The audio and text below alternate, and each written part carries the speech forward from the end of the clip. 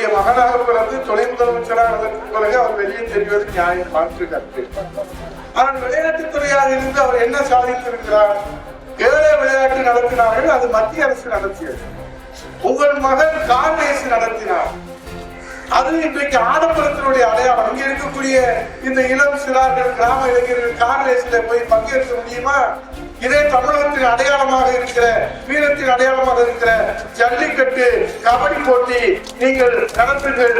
ஆகவே இதையெல்லாம் இன்றைக்கு விளம்பர வெளிச்சத்திலே தான் தன்னுடைய மகனை இன்றைக்கு தலைவராக உருவாக்குகிற அந்த அக்கறை செலுத்துகிற நேரத்தை தான் அவர் மாண்புமிகு முதலமைச்சர் அவர்கள் செலவிடுகிறாரே தவிர இன்றைக்கு அவர் உங்கள் மீது அக்கறை கொண்டவராக நமக்கு தெரியவில்லை. முதலமைச்சராக ரோட் ஷோ நடத்தி ஒரு மேஜிக் ஷோ காட்டுகிறார்கள்.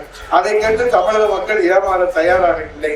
இன்றைக்கு தமிழகத்தினுடைய iron man of Tamil Nadu, the real hero of Tamil Nadu புரட்சி தமிழர் ஐயா எடப்பாடியார் அவர்கள் வருகிற ஜூலை 7ஆம் தேதி ரியல் ஷோ மக்களுக்கு இன்றைக்கு வழங்க இருக்கிறார்கள். நீங்கள் எல்லோரும் இளைய தலைமுறை ஒன்று கூடி தமிழகம் முழுவதும் அவருக்கு நாம் அன்பான தாயன்போடு வரவேற்பு அளித்து இந்த தமிழகத்தை புரட்சி தமிழர் ஐயா எடப்பாடியார் தான் ஆள வேண்டும்